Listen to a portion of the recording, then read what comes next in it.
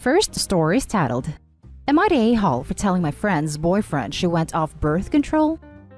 I, 22 female, am in a group chat with two of my friends, who I'll call Lily, 20 female, and Hannah, 21 female. Lily has been dating a guy for a few months now and really likes him, and I'm happy for her. We finally all have boyfriends, and we're planning to have a triple date sometime. But she seems really serious, and had already talked about moving in with him and marrying him. Last night, Lily put in the group chat that she thought she was infertile. I thought this was weird, so I asked why. She told me she had been off birth control and hasn't gotten pregnant yet. I will admit I had a bit of judgment for her trying to start a family after dating the guy for such a short time, but I asked how long the both of them had been trying, as I thought it might just need time. She dropped the fact on me that her boyfriend did not know she was off birth control, and that they had slept together 4 times with him not knowing she was off birth control. After she said this, she again started to talk about how much she loved him and saw a future with him, but said she got off of the birth control due to side effects.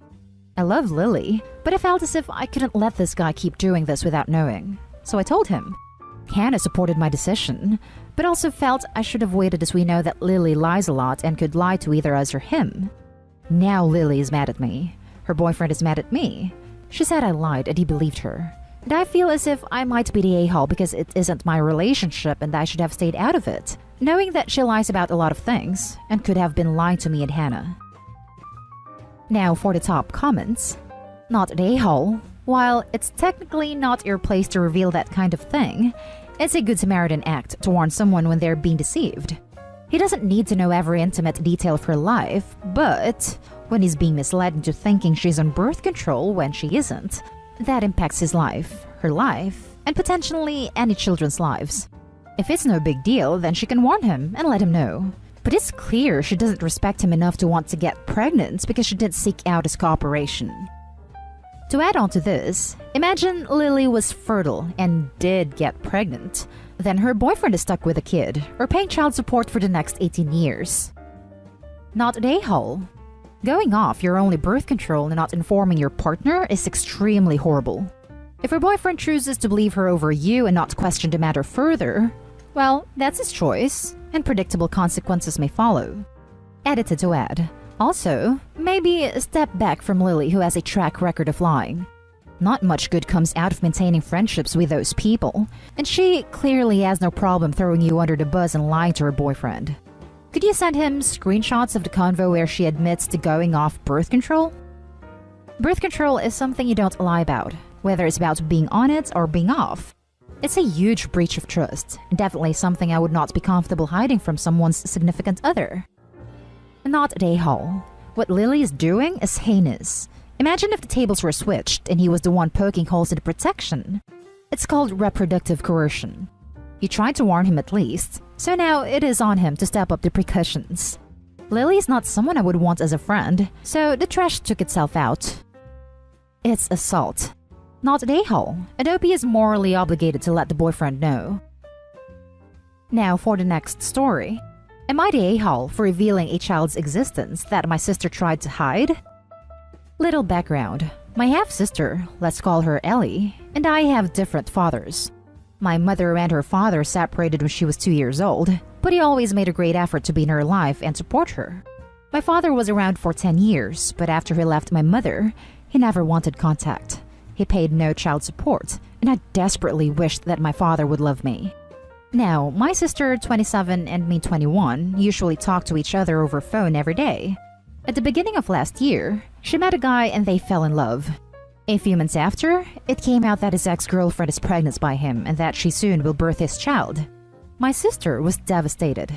We often talked about how she could leave him if that's too much for her, or that she could accept the child and maybe it would turn out good. She decided to stay with him. But after the baby was born, she told me that he didn't want to pay child support and that he tried to pressure the mother of his child not to try getting money from him. Also, she doesn't want him to see the child and wants him to move with her very far away from this child. I was shocked with how she behaved. I mean, I didn't expect much from him, but she saw firsthand how cruel it can be for someone to feel like they're not wanted by their father. I told her that I don't find it okay the way they handled this, and she just cut me off. We had 4 months no contact, and she felt like I owe her an apology for getting into her business, which I refused. She never told me that she didn't tell our family, except our mom, anything about this child, but I slowly realized it. Yesterday, my grandparents called me and told me that Ellie acted weird, that she doesn't call anymore, and if they talk, she behaves weird. They asked her directly what was going on, but she didn't answer them. They were super weird, and I tried to escape the situation by telling them that Ellie is fine. They didn't believe me and asked me why I'd lie. I didn't feel comfortable, but then I told them that we don't speak to each other, how disappointed I am, and how they treat this child. My grandparents were super angry that they got lied to over months from her, and how they both treat this child. They stopped their financial support for her and are pretty furious. My sister called me and said that I destroyed her life because now she looks bad in front of our family. I'm really unsure if I was the a-hole in this situation. Not an a-hole. She looks bad because she supported the a-hole. Maybe it wasn't your business, but oh well, I'd have done the same thing. It's only fair to be honest. Also, what does she think? That if they have a child and for some reason split up, he won't do the same to her? Hijacking top comment. Maybe reading a little too much between the lines. But maybe Ellie's not okay? Her boyfriend seems like the real a-hole for sure, but maybe he's also an abuser and controlling Ellie? She never even asked you to lie to them. Not an a-hole. My sister called me and said that I destroyed her life because now she looks bad in front of our family.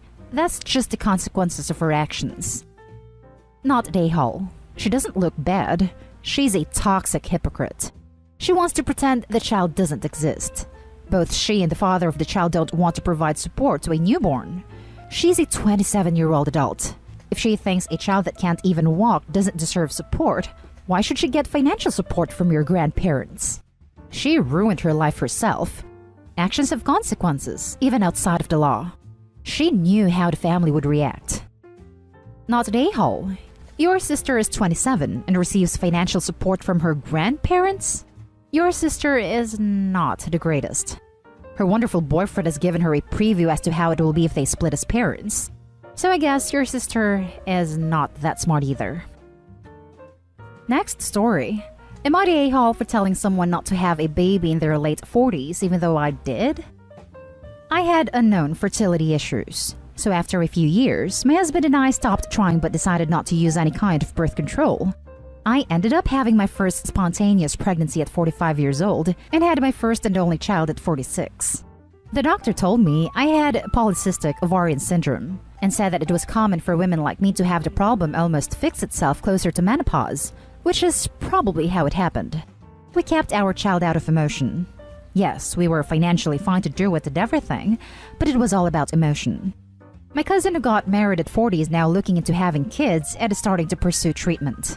She asked me what it was like and all of these questions, so I honestly told her that while I love my child more than anything and I wouldn't choose for her to not exist, I wouldn't have chosen to do this or forced it to happen.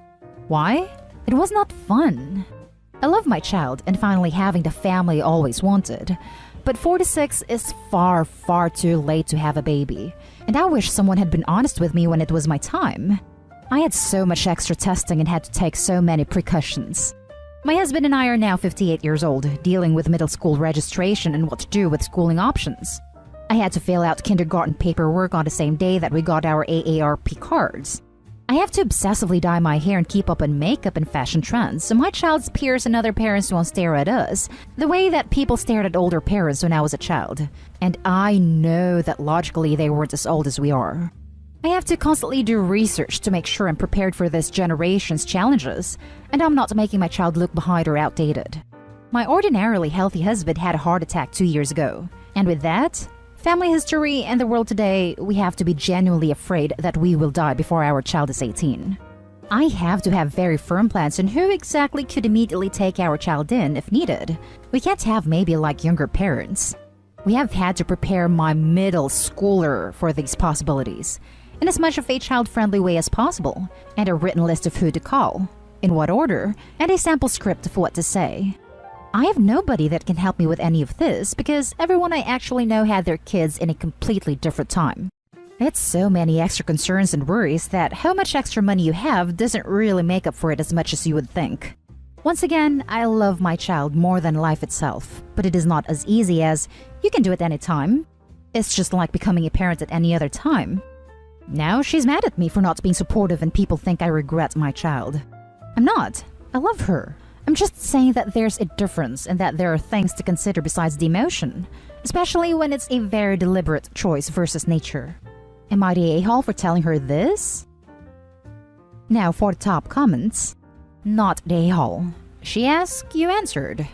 And may I just say, as I sit here at age 44, 20 weeks pregnant with my second child, you have scared the ever-loving daylights out of me. It's a lot different when it's common in your family and/or you have other children. I would be much less scared if my daughter had an older sibling and/or cousins of her own. Not the a-hole. You answered the wrong question. You took it at face value and told her the truth. The real question was, there is no question. Tell me sweet, sweet lies that validate my decisions.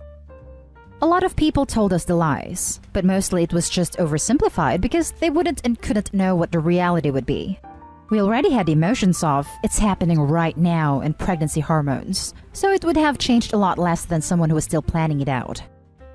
But there is never a perfect time to have a child. You can have a baby in your early 20s, when you are starting out with massive amounts of college debt and impossible job markets. You can have a baby in your 30s, when your career demands all of your time and attention. You can have a baby in your 40s, when your energy and abilities aren't what they used to be. Wanting to dye your hair and research trends shouldn't be something that you use to discourage someone from having a family. And unfortunately, health can fail you at any time. Your cousin asked you and you gave her an honest answer, so not an a-hole. But I don't believe there is ever a perfect time to start a family. Life is inconvenient. There are a lot of deeper issues that I touched on. I also left out due to the word count that my husband and I won't be able to retire because we will be in our 60s by the time she graduates high school, and we do need to help her through college. But I thought that would be implied due to our ages a little bit. College isn't really a requirement, but since she's an only child who will be orphaned very young, we feel we owe it to her to give her the best start possible. There's also major generational gaps in that. Plus, being an only child means that she will be far more alone than a typical child of people who had multiple kids in their 20s to 30s.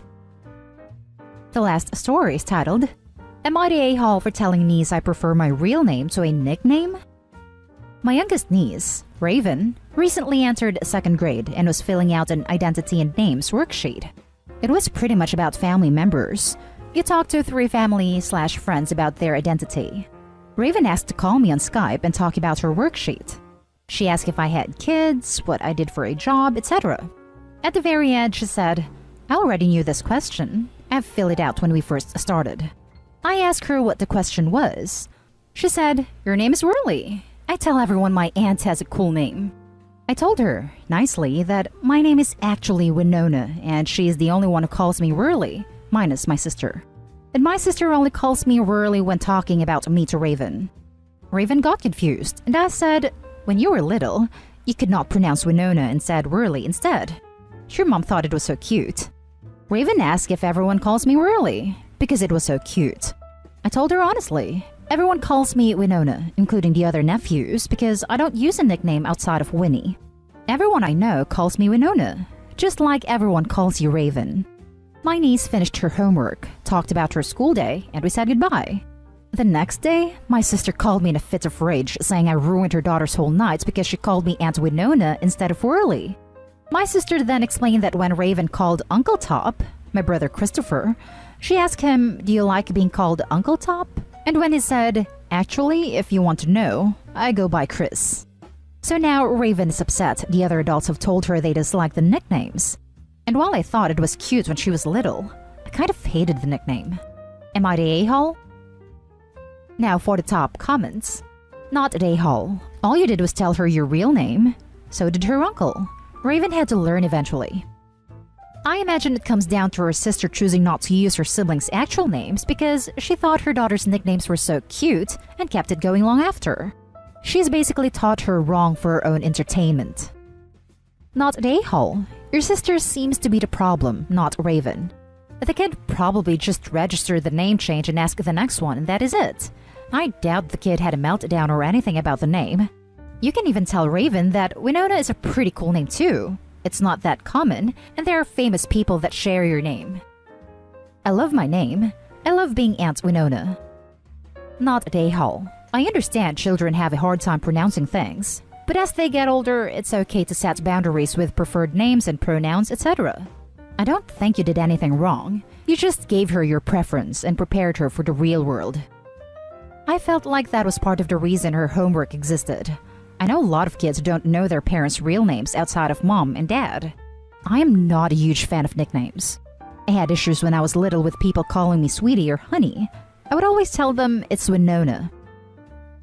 And that's the end of this video, folks. As always, leave a comment and hit like and subscribe. And if you want more of this content, turn your notification on to get updated on the latest videos. And I'll catch you in the next one. Stay safe.